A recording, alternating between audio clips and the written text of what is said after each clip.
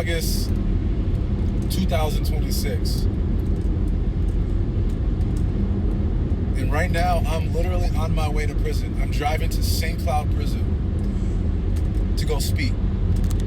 What's interesting about this prison is this was my first ever prison that I was ever incarcerated in, ever. First one. First prison I ever saw, first prison I went to. I went to it, I was scared, I was nervous. It did so many things. It changed my life, and not for the better. But now, after being there 4 times, going through their treatment program, knowing the ropes, all of the things, I'm walking back into this prison. Where it all started. This is the first time I'm going back into a prison that I was actually incarcerated in. I've been in Oak Park Heights, Stillwater. I was never incarcerated in those. This one is different. I've been here. I've lived here. I was locked up here. I took cold showers here. I with 10 other guys. Consistently, all the time. Real prison. Bars. And it was hard. But now I get to go back and speak. I have a lot of feelings.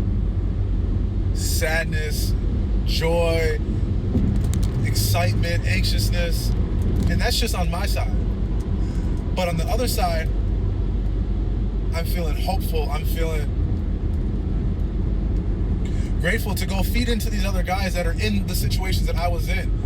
It's like, okay, if someone could come back in time when I was in prison and someone could come and tell me what life was going to be like, what they were going through, if I could go back and talk to myself, what would I say? And that's exactly what I'm about to go and do. What would I tell myself when I was in that situation? Because I'm coming in as a speaker on my own to talk about these things, not as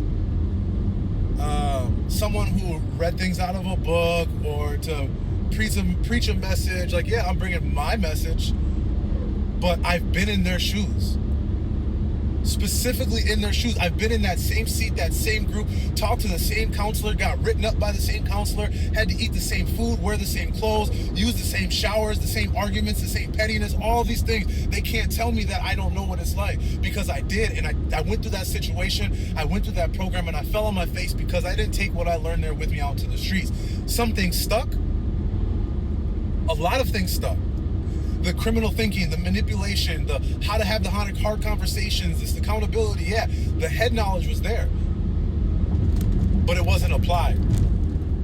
And when I left, I went, got back to my mess, getting into crime, getting high, doing drugs, and the things that I learned in there popped up. You would think it would be a light bulb moment where I'd be like, oh, I know about this, don't do X, Y, and Z. But now, I was so wired to the streets and my environment, my people I was around, that I did things. I got high, I ran the streets, I was so dope, and those things from treatment came to mind, and it made me feel guilty. It made me feel shame. It made me feel embarrassed. It made me feel like I was dumb. It made me feel less than. It made me feel all these things, and I had to get high and do more things just to cover up the feelings that were coming from this program. I had to try even harder to outrun them, to outrun those feelings. That should have been the pivot point. That should have been the tipping point for me, but it wasn't. I left that program, but I didn't take all the tools with me. The knowledge was there, I left the tools. Went to go do a job, left the tools at home. But that job was my life. Now I know I don't leave tools behind. I take every tool I got and I apply it.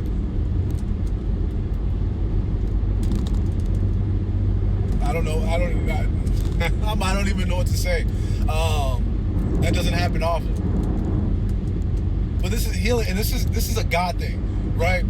There's so many people that want these opportunities to come and go into a prison and come into a jail. And that's cool. Like, I'm grateful for the opportunity.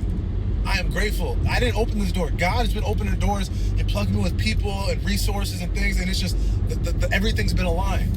I'm just walking it out. I'm just jumping off the bench. It's like a game. God's calling the shot. He's like, hey, you ready? Put your helmet on. Let's go.